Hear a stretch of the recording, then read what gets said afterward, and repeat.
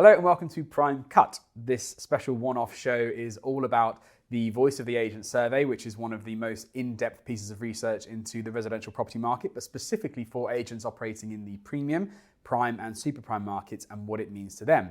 There's an awful lot to go over today, so thankfully I'm joined by two esteemed guests. Firstly is Marie Fritz, who is the Managing Director of By Design Northamptonshire, so a veritable expert on all things premium property. And none other than Simon Leadbetter of Unchained Marketing, who is the author of the Voice of the Agent survey. Thought it was pretty important to have you here to talk about it. Delighted to be here. No, thank you for being here. So let's get into it. We've got quite a lot to talk about today. So I think the plan is to break it down into like 4 or 5 chapters, something like that. Absolutely. So why don't we kick off with talking about like what we're actually talking about here, because we're talking about the more premium end of the market. So let's define that as far as the research goes, so we can put some context around it. What price points are we talking about?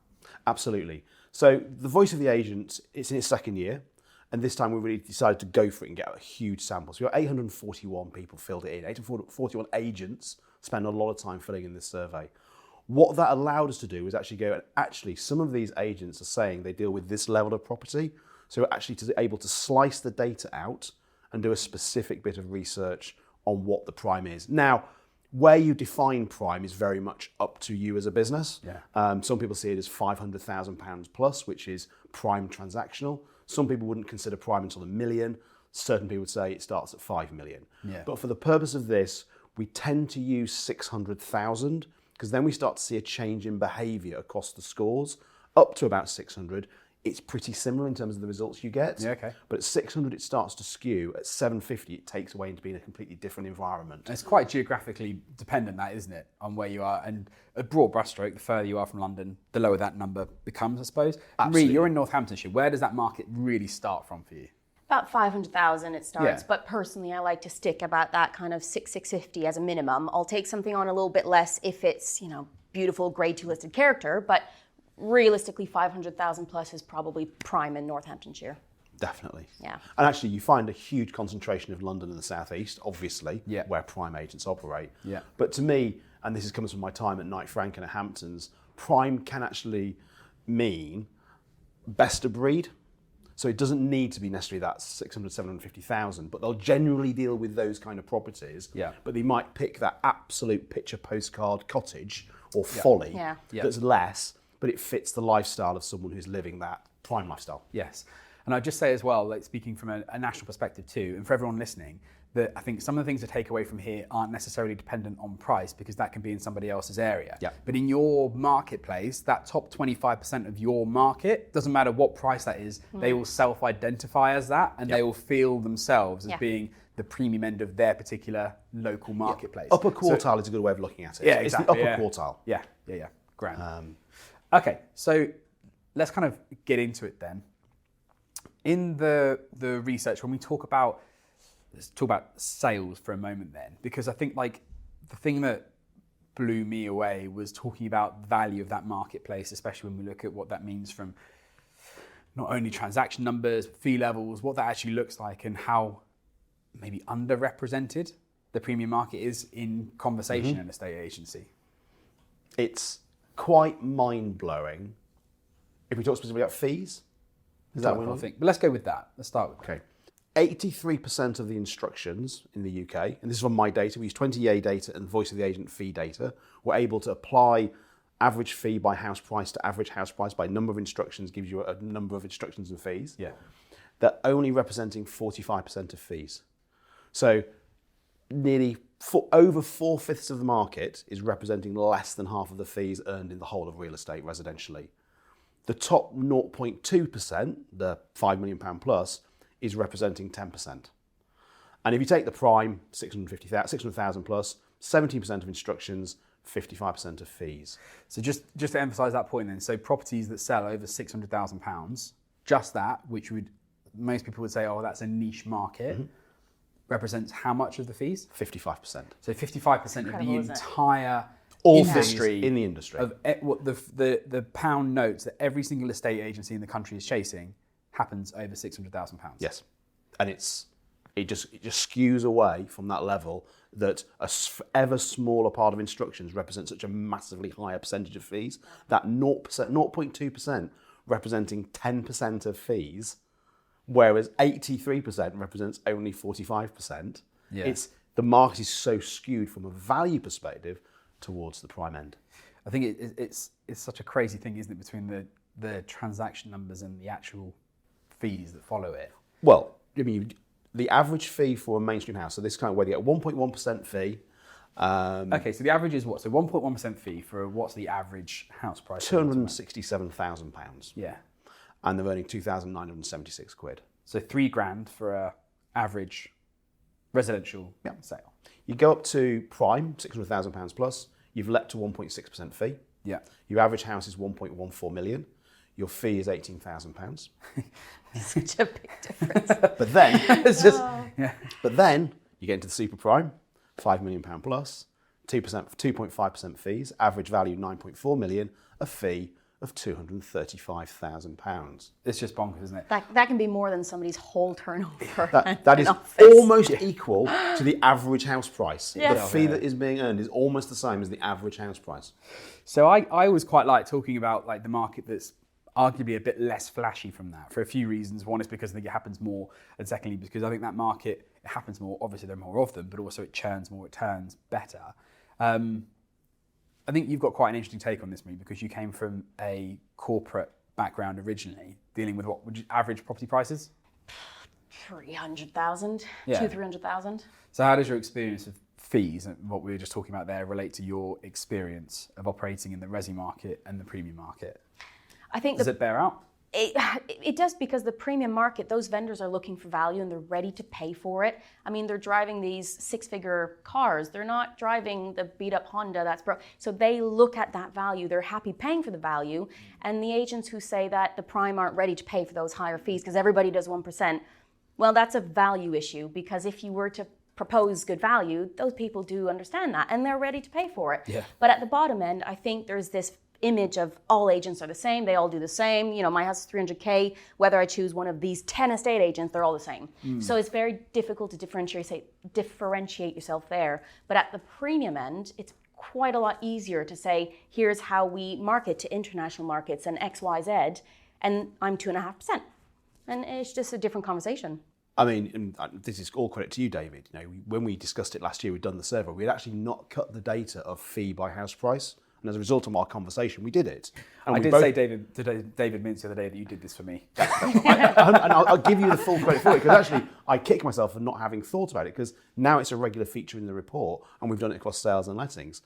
Just as you say, Maria, it's dramatic, the way it just takes off. So people who say people at certain ends won't pay a certain level of fee, with respect, page 48 of this report says that's nonsense. Yeah. Because this is the wisdom of the crowd. People are achieving it, and they're achieving it consistently, higher fees for higher house prices. Just for people that are listening to this and haven't got the report in hand, just tell everyone, if you've still got your thumb on the page there, just quickly go up from, roughly what does it go like? So you've got the average house price at 1.1. Yep, so let's start at 500,000, 1.1. Yeah. Then we go up to 600,000, 1.2. 750,000, 1.4. 1 million plus 1.4, bit higher 1.4, just 1.4. 2 to 3 million, 1.8. 3 to 5, 2, 5 million, 2.5. Yeah. And it just rockets away. And it's exactly the same picture in lettings as well. Yeah. But that gets extraordinarily high fees as well. Yeah. So that it can't be done is a mindset problem. 100%. Every time I speak to agents and they all say the same, but I've got competition. We've all got 10 plus agents in competition, And direct. You have more competition in the prime end. If you actually look at the number of estate agents, prime agents say they compete with, it's marginally higher for the prime end. Really? So you wouldn't think that. That surprised me. That's really interesting, yeah. But they feel the average is like 12-ish. For the prime, it's about 13 and a bit. Again, so just it's define marginally. prime for me, you're talking about properties. £600,000 plus. Right. And they're saying there's more competition. They feel that there is more competition they're up against. Wow, that's crazy. Yep. Because I would have said the complete opposite. Like, and I often say this when I'm talking to agents that are in the resi market, and say, okay, name your 10 competitors in the resi market, and then quickly come up with 20. Right, now think about the property market over 600,000-700,000 in their area. Yeah. Name 10, and they get to 2, 3, and it dries up. So it's really interesting. They're saying they feel that there's more competition. I think probably what you'll find is people are able to identify more high street brands. So there will be the 12 high street brands they can think of on their high street. But I bet at the prime end, they're thinking of the individuals more. and the self-employed more, and that's the people operating in that space who are very, very niche players, but they're very small, but they just deal with the prime. And also, they'll be pulling in the national names. So if you're a local market dealing with the mainstream, you're not probably going to be competing with Knight Frank or Savills or Strutt or By Design potentially. You know, it's kind of like all of a sudden you get to above a certain house price, the prime big people come into the market and they're suddenly interested in that range of properties.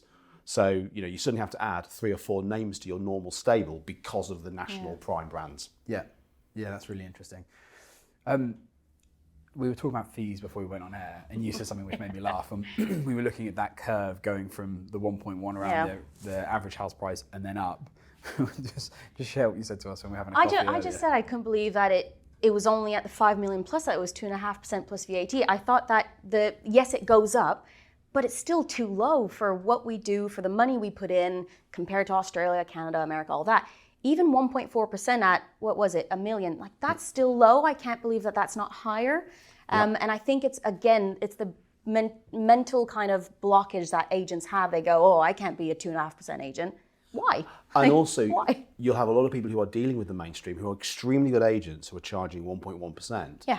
They'll get a prime property and they'll still charge 1.1%. Or sometimes less because they think they're getting a good price. Like, oh, I'll do 0.95 because I'm actually making more. That's when you charge more. It won't cross their mind that they're dealing with a completely different market of people who are buying on value. You know, the kind of person certainly at the very prime end doesn't ask the price of the watch.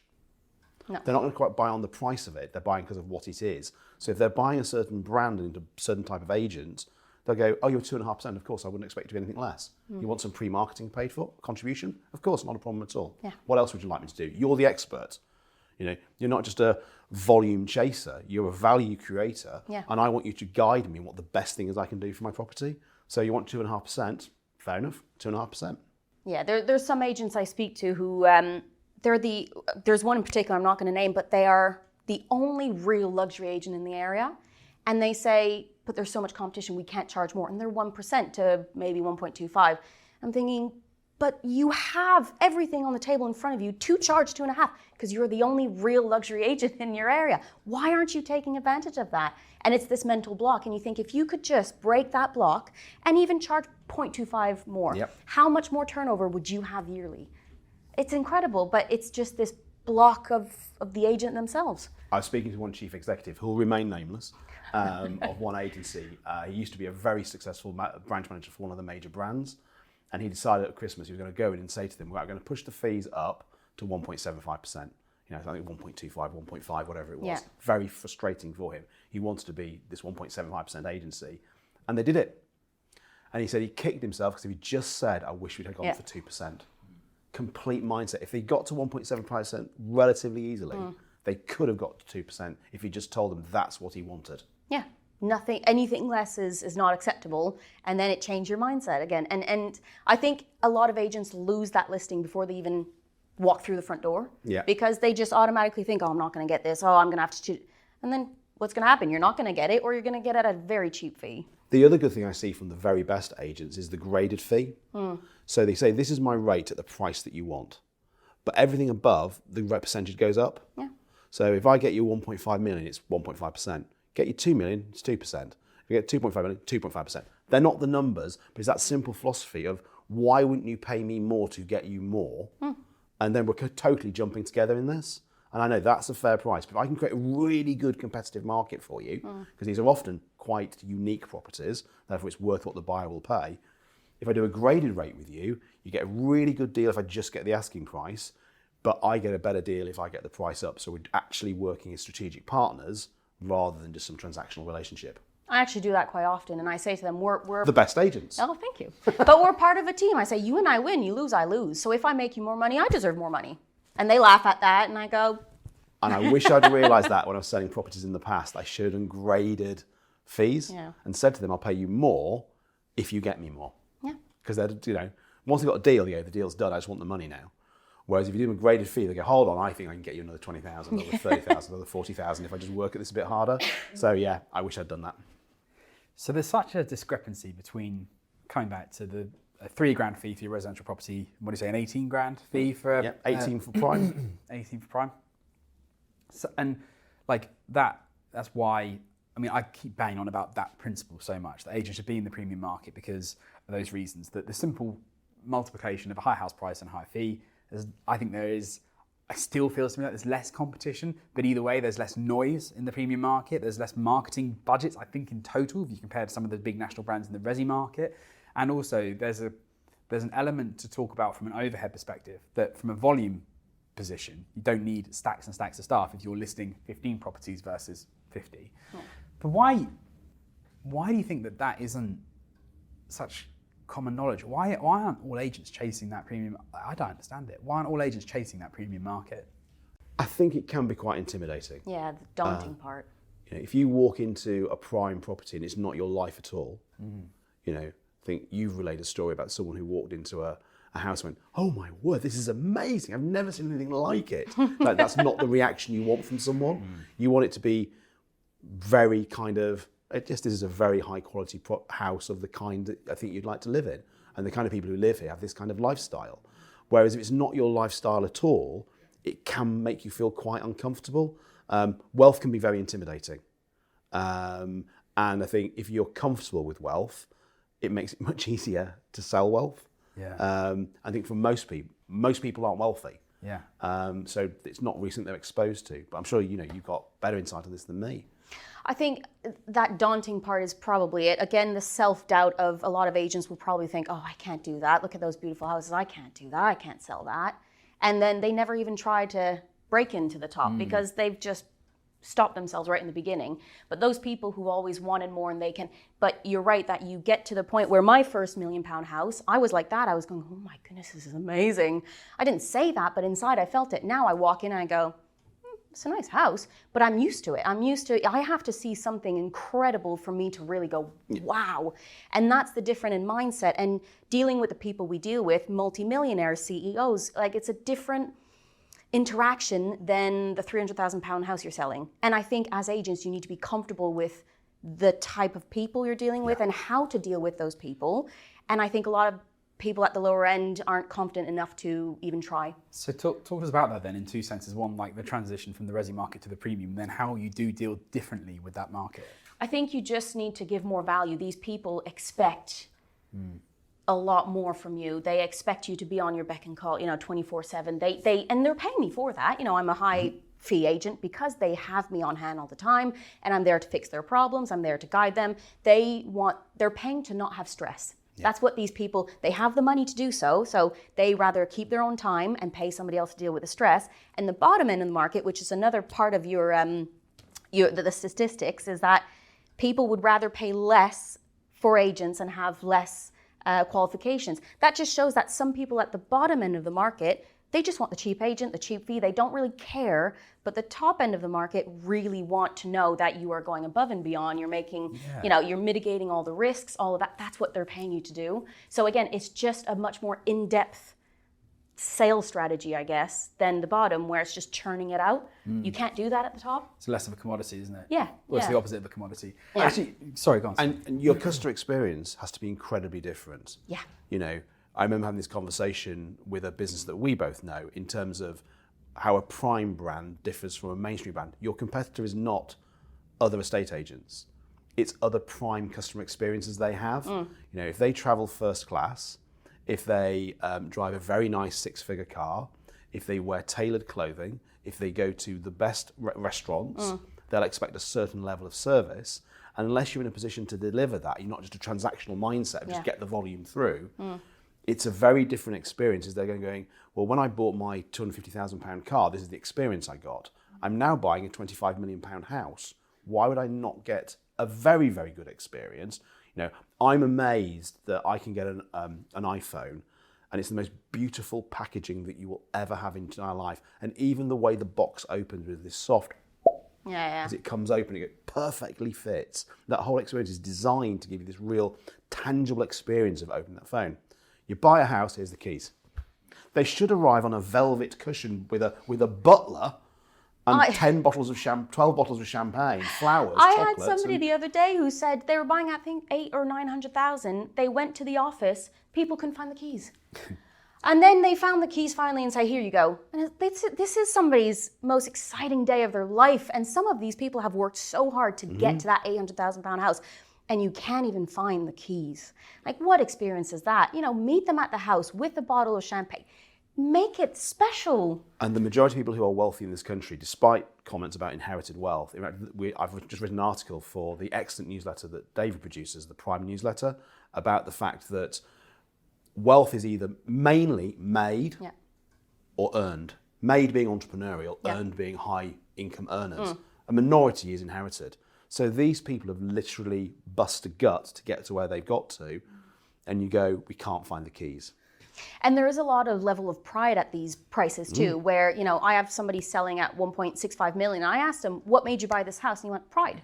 Because we're conditioned to go 500,000, 750, 900. If I get the £1 million house, I'll be happy. Then you get the £1 million house and you're not happy. Oh, I want the 1.5 million house. And you're conditioned to want more and more and more. So if you think of how much people work, how hard they work to get to that next level in life, and you can't find the keys. Like, it's just, I mean, no wonder you're 1% agent. Just to pick up on something that you said and maybe take it in a slightly different direction as well, is there was I think you were referencing a question in the survey that gave consumers, it was a question to consumers, not agents. Yeah. And basically said, would you rather have more regulation, higher fees, or less regulation and Lower fees. Even lower fees? And they said, yeah, we'll have that one. They said, yeah, we'll have less regulation, as if the industry was unregulated enough. Yeah, I mean, our fees are woeful. I mean, we've all traveled around the world and seen different agents, and we're like, why do you even bother getting out of bed? Yeah, exactly. So 1 in 4 people, more regulation and higher fees. So 1 in 4 people would be that. 31% current regulation and current fees. 13% lighter regulation and lower fees. I don't know how we could be more lightly regulated as an industry. It's so broken. Lower fees than what we currently charge. And then, maybe not surprisingly, a third don't know. Yeah. They don't have a strong opinion. But it's almost like we need to persuade more of the current regulation and current fees to get behind more regulation, higher fees. Yeah. Because when you look at what they want, as in, do you want it regulated? Absolutely, 4/5, massive majority want the industry to be want to be properly regulated, which it isn't at the moment. But then they're not ready to pay for it. They're not willing to pay for it yet. So an education program and what it would mean. I think, is this fair to say that most of the industry, I think it's a decent chunk of the industry would want regulation and want the higher fees to come with it, obviously. I think from what we're hearing in the news, Roper looks pretty dead. Yeah. So the legislation isn't coming to save you. So if you want higher fees, you've got to do something about it yourselves as agents to justify it. Is that fair to say? Yeah, I think, get qualified, join industry bodies, get the official letters, be a professional, don't be a tradesperson. You wouldn't let a brain surgeon operate in your head unless they had a significant number of letters after their name. You wouldn't go to an amateur dentist. Why would you sell your most expensive and most valuable asset, which you've worked to acquire? Why would you get someone unqualified to deal with it? So for me, the industry, 81% of agents say they want regulation, more regulation, tighter regulation, 79% of consumers. So there's too many who don't know what they're doing, who make bad mistakes that cost these vendors thousands of pounds. And somebody who would have known better could have mitigated those risks, so there's just, you could start an agency tomorrow, have nothing under your name, and take on £2 million houses. Yeah. I'm a It's marketer. just ridiculous. I'm a marketer. I'm not an estate agent, lettings agent, and I've worked with the best in the industry. I could literally tomorrow, with no actual knowledge of the industry, go out and start an estate agent. As long as I joined the right bodies, had the right accreditations and got the AML and the HMRC stuff done properly, so I didn't fall foul of that. Maybe even decided whether I'd even bother with GDPR, I don't really need it, do I? All those things aside, I could start selling houses, and it's like, the risks with that are enormous, and you're going to give me your keys to walk into your house and show people around. It always blows my mind. It blows my mind that we just haven't done it. And for some reason, governments of all stripes have kept putting it into the long grass and not done it when the consumers in the industry want it. Yeah. So let's use that as a jumping off point. You are a marketer, so let's talk about marketing. From your perspective, what are the biggest differences in marketing between your, let's just call them residential agents, dealing in all ends of the market, to specifically those dealing in the premium market and above? So what's really interesting is there's some quite sharp differences between the prime and the mainstream. For a start, an aside on this is the titles that they read, are the industry titles. Yeah. They read more titles overall, so they're obviously more in touch with what the market is, but you'd absolutely include things like Prime Resi. So you're talking about trade press. Trade press. So they are more active readers of all the trade press. So they're clearly people who wish to be more informed about what's going on in the market. We also had a cut in which is in the report. And by the way, the report is you can download it for free. I'm sure we'll put a link to that in the post about it. Growth agents invest about the same amount in marketing. We saw a bit of a difference last year where growth agents invest a little bit more, but it's about pretty much equal. Margins of error, I just got to say it's the same. About 10.4% of their income is invested in marketing. Prime spend more on marketing by about 13%. Now, if you consider their revenue is so much higher anyway, it's not that they're just spending more because they've got more money. They're spending a greater percentage of their money on marketing, which is kind of interesting because that means they're literally outgunning their peers with what they do in marketing. They are more active across all channels, and they are massively more active across things like LinkedIn, Instagram, and bizarrely enough, TikTok. Whereas a lot of the mainstream, it is Facebook and maybe one or two others. These are more active across all social media channels, but specifically, and it's a lesson, it's a truism, if you want to go for the wealthy, you want to include LinkedIn more in your armory because that's where professionals hang out. So there are some stark differences, and it's kind of like they're not marketing in the same way. It's interesting you're saying that not only they're spending more, prime agents are spending more, but prime agents are also doing more. There's no silver bullet, there is no easy win. You have to be doing more across all channels. The other thing that stood out to me, forgive me if I've got this wrong, but more prime agents then have their marketing outsourced to external companies. Is that right? Yes, I get the numbers, but while I'm scrolling to that, I thought it was interesting that they do more direct mail, significantly more public relations, significantly more magazine advertising, significantly more online newsletters, significantly more newspaper advertising. They are twice as likely to have their own in-house magazine. Yeah. Do you know what that screams out to me, though? That, for me, is telling me the bottom end of the market rely on Rightmove. That's literally what they do. They stick it online, wait for the phone to ring, and that doesn't work in the prime market. You need to have an actual marketing strategy. And it justifies the higher fees as well, because you are actually investing in the marketing of those properties. And absolutely. And to your point, they're more likely to have a dedicated marketing team.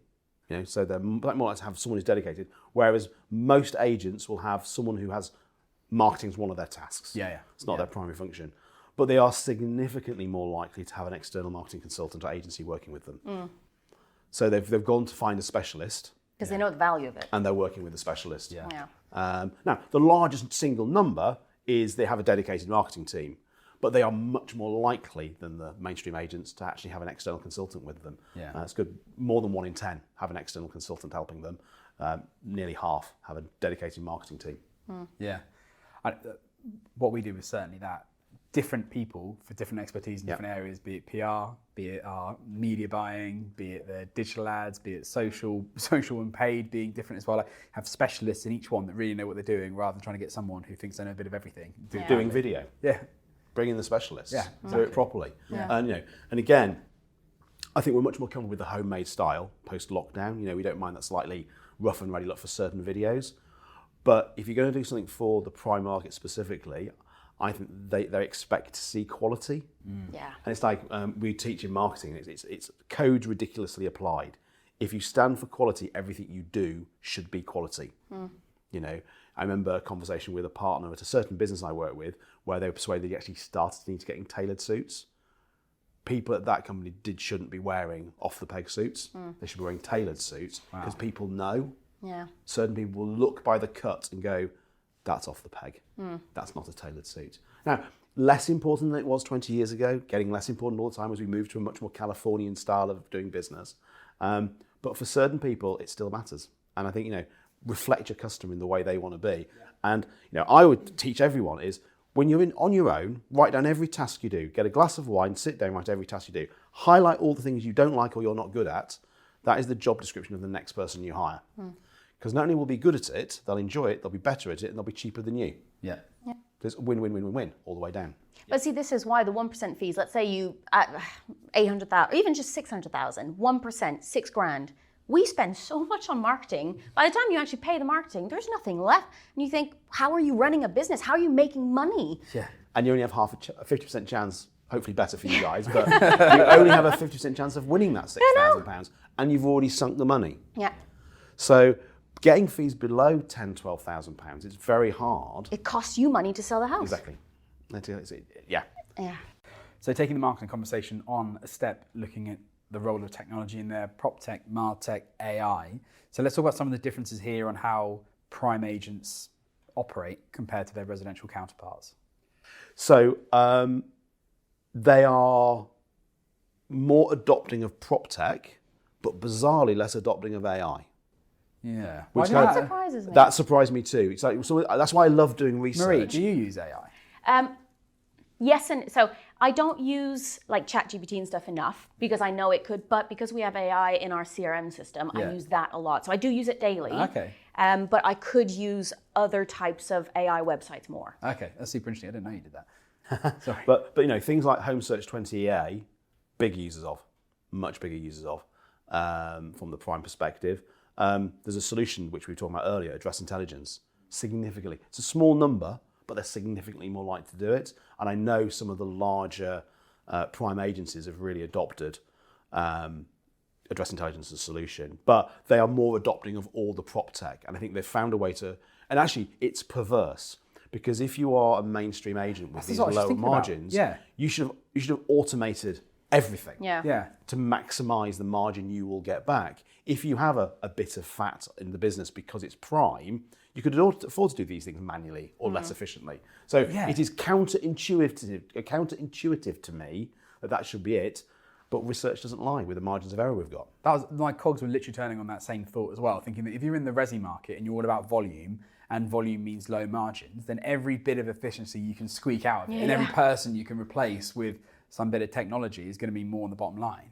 I think it's also AI is the daunting side. Again, same thing as kind of higher fees and working in the top end of the market. If you think of everybody who's worked with home search and prop tech and stuff like that, that's been there longer than AI. And a lot of people are quite, don't know how to use AI properly, quite daunting. So they don't jump in, but they're going to have to jump in. That's actually borne out in the data because one of the biggest indexes you get between the mainstream or the whole market and prime is they're much less likely to use AI for word production. I think because they feel they want to create a very bespoke, human-written. That is true. They use it for a lot of the back-end services, finances, accounting, cybersecurity. They're using it for that. Yeah. But whereas it's 3/4 of everyone is using it for word content production, just over a half of the prime are using it for that. Yeah. And fewer of them are using it. Yeah. So it's a much smaller number. And I think it's because they want to create a much more tailored. It's like, would you want an AI-created suit or a handmade bespoke suit? That is true, but you can also tell when it's an AI regurgitated post. I saw one the other day. Media, I'm so tempted to not comment and say like, thank you, ChatGPT, for this post.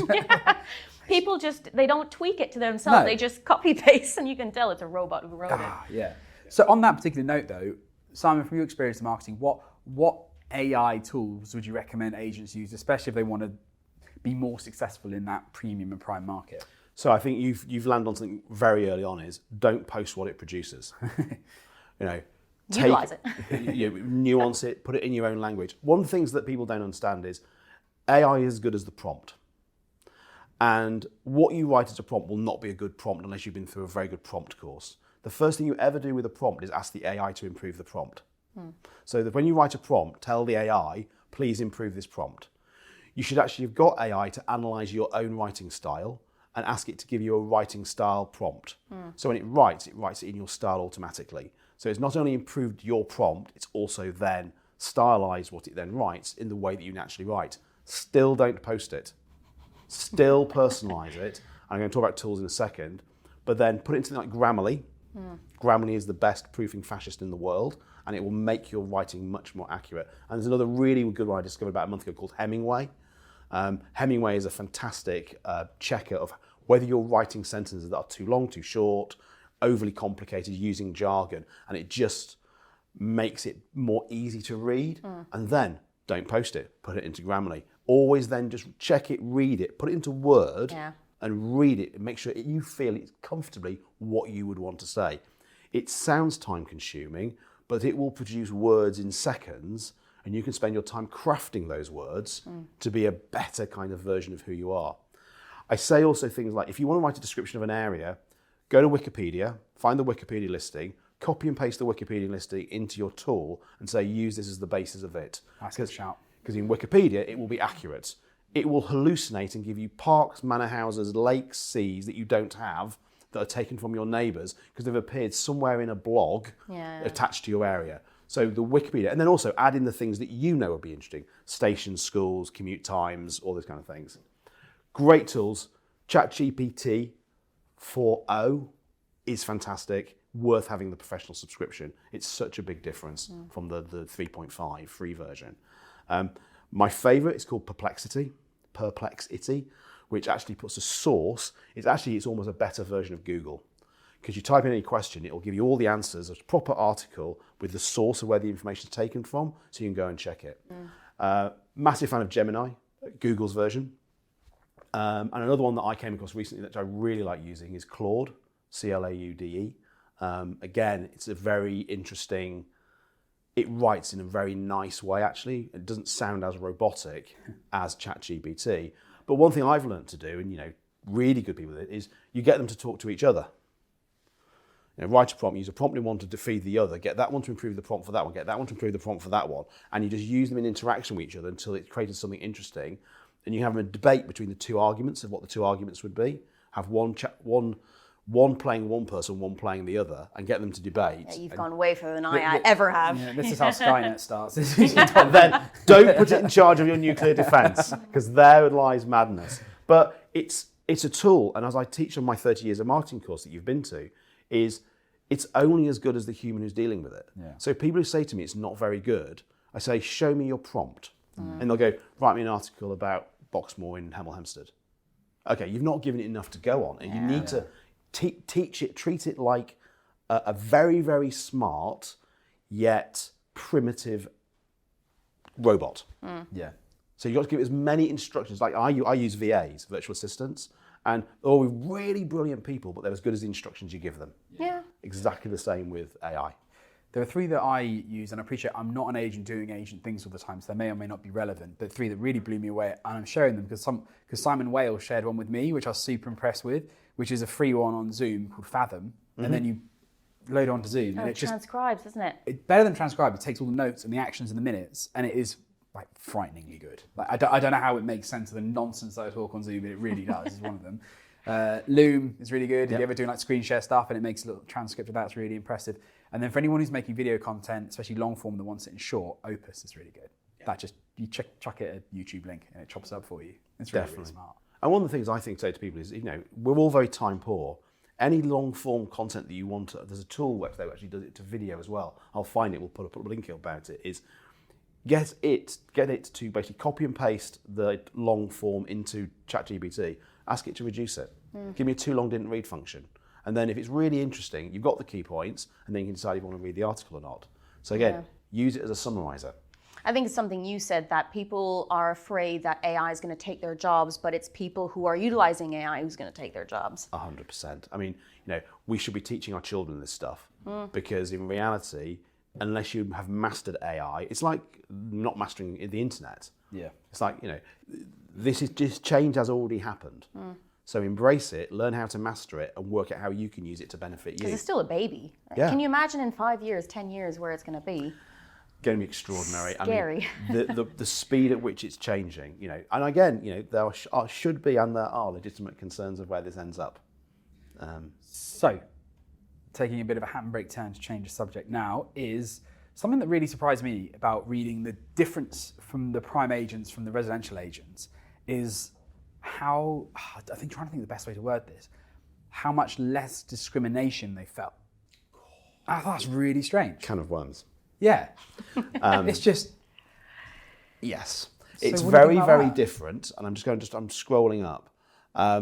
So if you look at mental health, people in the prime space report they have experienced less mental health issues in the last year, but significantly. Yeah. Than the bottom end. Than the mainstream, Mainstream, absolutely. yeah. Mainstream. So I know, and it's scary, the mainstream. 2/5 of agents in the mainstream say they've faced mental health challenges in the last year.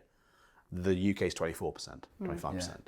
So there's significantly more problems in the mainstream than the population as a whole. Prime is like the population as a whole, 1 in 4. Very, very different. And then you scroll down to Hang on, just say that again, sorry. So mainstream agencies have the same mental health challenges as the general population, is that right? Mainstream have significantly higher. Oh, sorry, right. And the prime is the same as the main population, general population. Yeah, so 1 in 4 people Wow. in the That's UK bad. have mental challenges a year, according to the NHS in England. So 1 in 4 people will have had a mental health challenge. 2/5 in the mainstream will have said they've had a mental health challenge in the last year. So we were talking about this before. We Marie. were, yeah. What's your I would say theory? it doesn't surprise me at all, because when I started at Connells, that kind of culture that's driven into you is targets and get those listings and blah, blah, blah. And I remember, not hitting my targets for a month, and I'd have the director at the top calling me going, Marie, what's happening? At that time, I was getting married, I was pregnant, like there was other things on my plate. And it's just constant drive. So that culture that's created is a very stressful one with very strong targets and a lot of stress. At the top end of the market, you're more, I don't know, we choose our clients, it's quality over quantity. Yeah. If I don't like or I don't get along with somebody, then I can say no to working with them and I take less stress. I actually enjoy my job. So, and I don't know, the stresses are just not the same, because it's in general just quality over quantity in everything. Marketing, people, properties. So it's a much more enjoyable job, and you have less mental breakdowns and less stress and less burnouts. Yeah, and I can't do this because the sample size becomes too small. I won't put out data that kind of where there isn't a good margin of error or confidence level. While we're seeing this significantly lower level of mental health and discrimination in the prime area, the real split, which is actually in the report, is the male-female, man-woman split. It's acute. We have a serious problem that only 15% of women in a state agency say they've not had discrimination from their colleagues. Only 15%. Oh, Jesus, bad. And only 12% of women say they haven't had it from clients. Meanwhile, 68% of men have not had it from colleagues, and 65% of men have not had it from clients. The difference between the experience of men in our industry and women. So when I hear certain people going, oh, it's just moaning nonsense, it's like, no. Actually, I've got statistical, significantly data here that men and women are experiencing a very different industry to each other. I mean, that's mainstream across all markets. That's across all markets. So my fault really, I've kind of banded together discrimination and mental health in one kind of subcategory there, but I shouldn't do, because there's it's two very different subjects with two very different sets of results, isn't there? We're talking about there from a mental health point of view, how different the responses were from prime to mainstream. Is there a difference in discrimination? Yeah, again, from colleagues, people in prime are 25% less likely to have discrimination from colleagues and 20% less likely to have discrimination from clients. So the best place to be would be a man in prime. Yeah. Because you're less likely to have any kind of discrimination at all. You know what surprised me in those statistics? And I'm not saying that's the best place to be a man in prime. Just so I don't get cancelled, let me just stress, I'm not saying that's the best version of humanity. What I'm saying is... That's about clipping video clips. Do not put this on Remove Opus that, with that bit clipped out.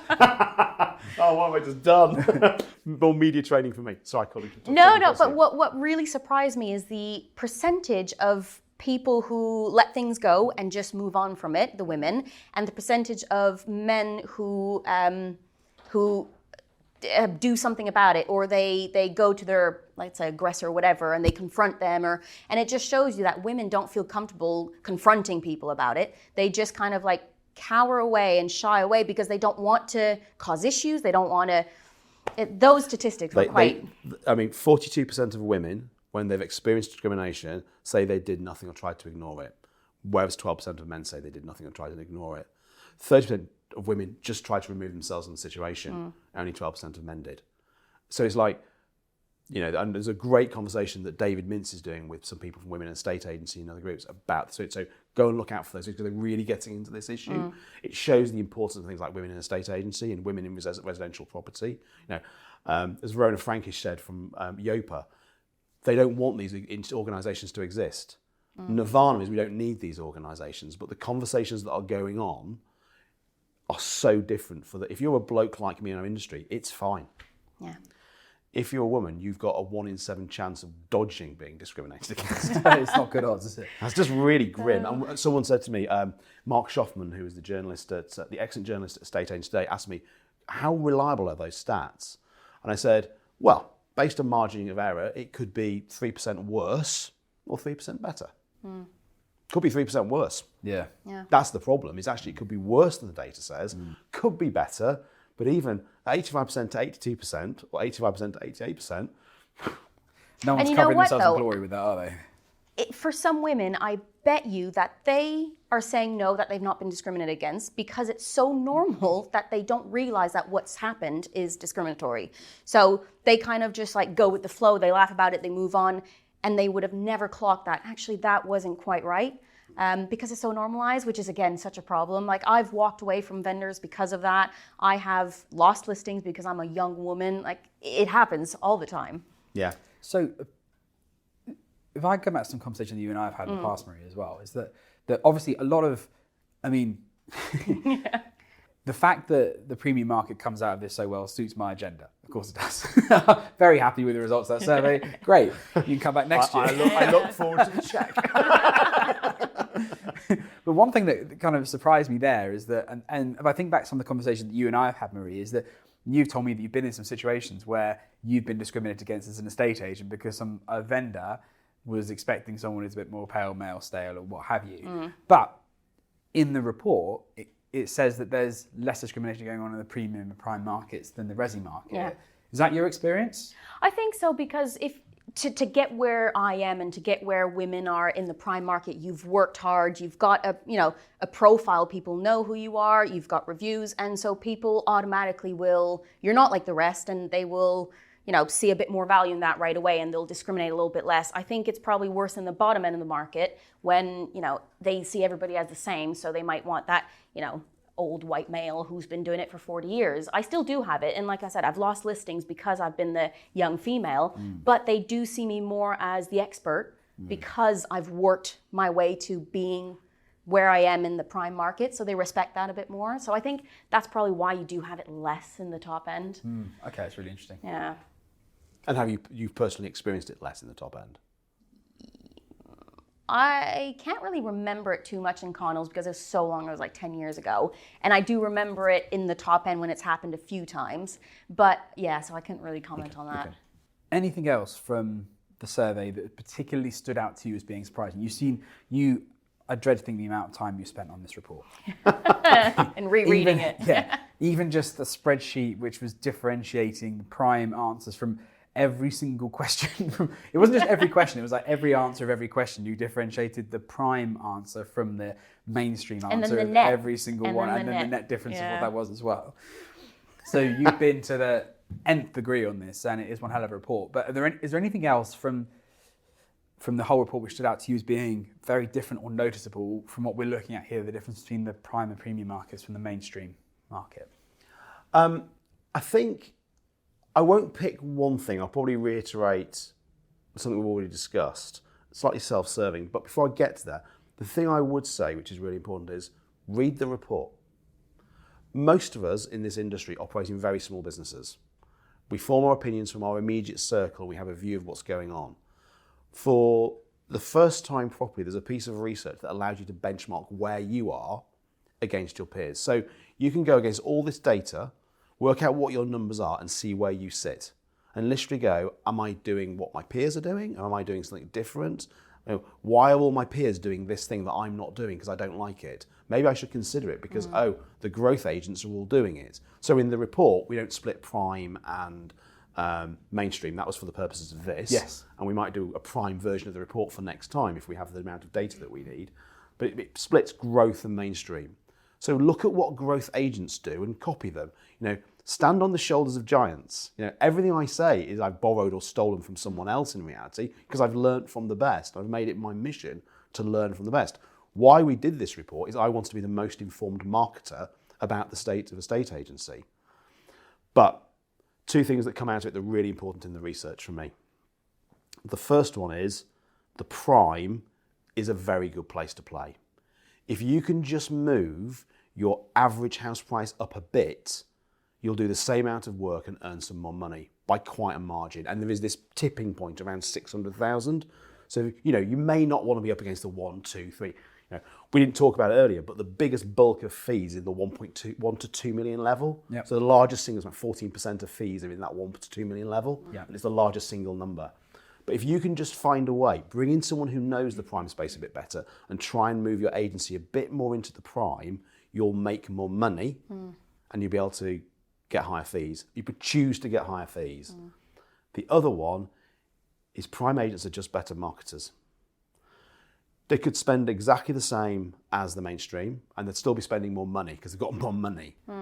But the point is, don't just do that. They go above and beyond. They go and spend 13% more than everybody else. They're more prolific across all channels. They're more prolific on all social media and they read more titles.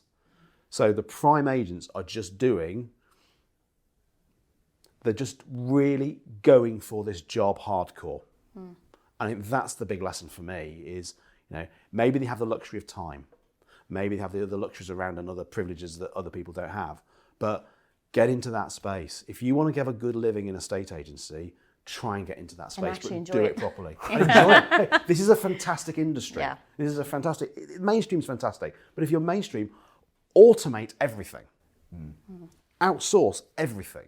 Focus it because you're going to be transactional volume is going to be your business. So make yourself as efficient as possible with that and you'll have a very good life. But probably own your own agency because if you don't own your own agency, you're getting a fraction of the reward. But also, So the turnover is incredibly high for low-end estate and the main line. And it's because people go in thinking, I'm going to make quick money. It's a long game. Does not happen like that. It's a lot of work. They go, oh, this is not worth it. Because I remember when I was at Connell's, if you look at the hours I put in, I made less than minimum wage, and I was one of the top 3 earners of the whole of south of England at the time. And I'm looking at it going, somebody's making money, and it is not me. How am I top 3 earners? So the people at the bottom, how are they paying the bills? So the turnover was just incredible. And if you are good, seek ownership. So seek to control your own destiny with your own business, but partner with someone. It's lonely out there. Yeah. And, by design, one of the self-employed models, however it works, partner with someone because there's so much in the industry that you won't know that you have to do. And if you're a great salesperson, 100% of your time should be focused on doing sales, not everything else. And as you said earlier, find someone good who can do it for you. Yeah. Partner with someone, find someone good who can do it for you. Yeah. So I was, I mentioned when we were having coffee earlier, but there's I don't know what you call him, influence that I really like, Alex Hormozy. And he was saying you have 2 choices in business. You can do a little amount of good for a lot of people, or you can do a lot of good for a very small amount of people. It is infinitely harder to do a little amount of good for a lot of people. So you have to go up market and do a lot of good for a small amount of people. Yeah. And to emphasize this, with our podcast, Property-Pxrn Stars, I like to close on a bit of a stupid question. Here's a somewhat stupid question, right? A bit of a pop quiz for you. Okay. Right, so if you know the answer to this, don't blurt it out. Just think about what it is, and then everyone listening as well can do the same thing. I'd be really interested to know the answer to this. Do you know the name of the richest person in the world? Yeah? Simon's nodding his head. I think so. Marie, do you think you do? No, I'm probably wrong. Right, you have a guess. No, I'm not going to. I'm completely wrong. You have a guess. Isn't it Elon Musk? No. Oh, well, wow. Yeah, it's surprising, isn't it? And I bet you'd have never even heard of this guy's name. But there's a lesson here. But I'm not going to say his name because it's a French name. I'm going to get you to pronounce it, Marie, because I'm going to butcher it. Cheers. How do you say that guy's name?